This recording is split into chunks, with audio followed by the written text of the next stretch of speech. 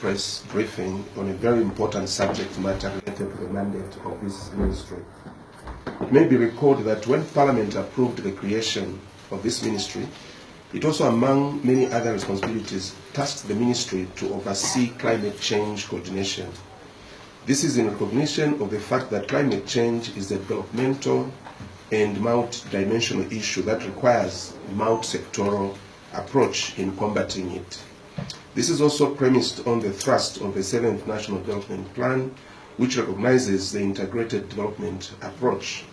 This approach is premised on the principle of ensuring that there are synergies between various sectors in addressing issues whose outcomes impact different sectors in a positive or adverse manner.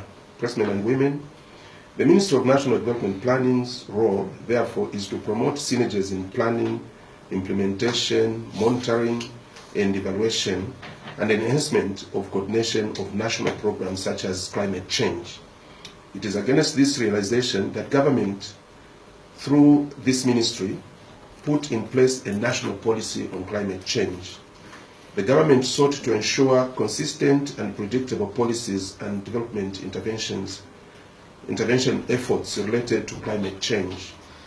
Through an integrated approach, government has solicited the support of cooperating partners to intervene in a number of sectors that will help us combat climate change in line with the provisions of the 7th National Development Plan.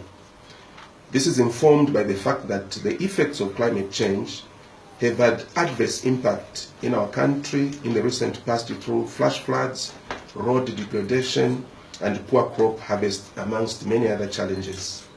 Government in its intervention efforts will continue to have a coordinated approach involving various ministries and agencies to upscale climate change intervention efforts from silo projects to an integrated or holistic and comprehensive nationwide response.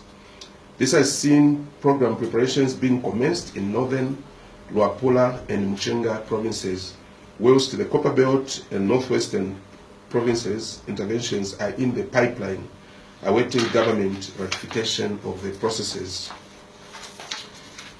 This is in addition to the two existing efforts in the Kafue and Barose sub-basins. Today, pressmen and women, it gives me pleasure to announce to you that the World Bank on the 4th of May 2017 approved financial support towards the implementation of the Zambia Integrated Forest Landscape Program in Eastern Province. The program has been approved by the government and has been designed as a multi-sectoral program focusing on forestry, agriculture, wildlife, and land use planning and management. Pressmen and women, the total financing for the program is $3.05 million, whose breakdown is as follows: $8 million from biocarbon funds, $8.05 million from GCF, and $17 million as IDA credit. This will comprise an initial support for the first phase of 5 years and will seek to build capacity and improve livelihoods, which will result in reducing deforestation. A further 10 years will be supported by emission reduction financing of about $30 million grant as an incentive to reducing deforestation, depending on how we successfully undertake the implementation of this first phase. Pressmen and women, the initiative is under the biocarbon funds and is designed to promote a performance-based approach to reducing greenhouse gas emissions in the land use sector of agriculture and forestry sectors.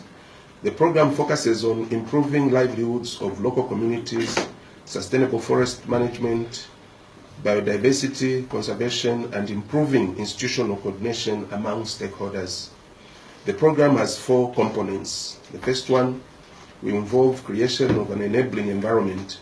This first component will create conditions that will allow the livelihood investments